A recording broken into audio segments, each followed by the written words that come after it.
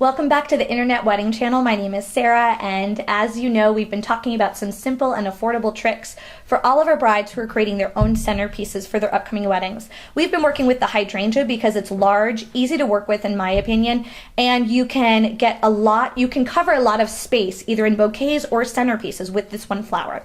Hydrangea is going to cost you between $6 and $7 per piece, and we have chosen to use 3 hydrangeas in a simple mason jar arrangement. Rustic weddings were very popular last year, and this year I still have a lot of brides who have ordered classic mason jar with flowers. So I'm going to show you how this goes. About $6 to $7 per piece for hydrangea, probably about $5 for a mason jar depending on where you get it. And we're going to create a bouquet, and we had recently shown you how to do this. So you take your hydrangeas. I'm keeping some of the green leaves on them just to give them a little bit more of a texture and to make them lush and full inside this vase.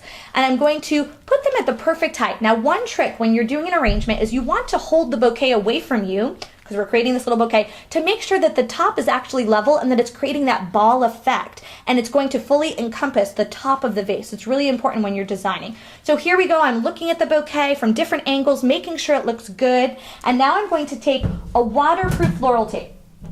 In the past segments, I have used a classic green floral tape that's kind of sticky and has glue on it, but that's not going to be good enough. We need a waterproof tape because this is going to be submerged. So this is a Oasis waterproof tape. You can get this through your local florist, a local wholesaler shop, and I just have to find the end here.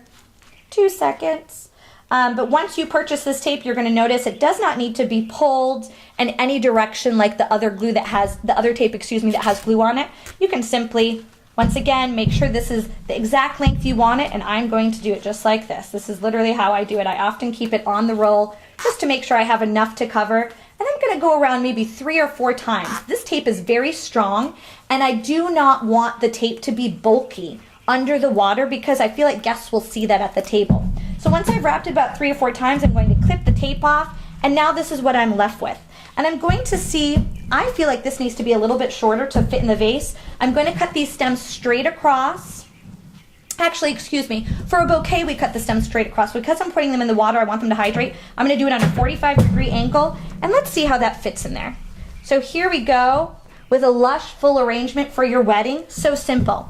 Okay, now the last thing I want to do, which so many of my brides are asking for, and that's the reason I'm going to talk about it, I just want to finish this off because it's a little bit rustic with maybe some kind of burlap or just a little bit of a thick rope. And so one of the things I see people doing often that I feel leaves the centerpiece lacking is they only tie the ribbon once. When you're using such a thin material and you actually want it to pop in the photos, you really should do it a few times. So I'm going to wrap this rope around probably 2 or 3 times. I'm going to turn it to me for just a moment here, and I'm going to cut enough so that I can tie a little bow.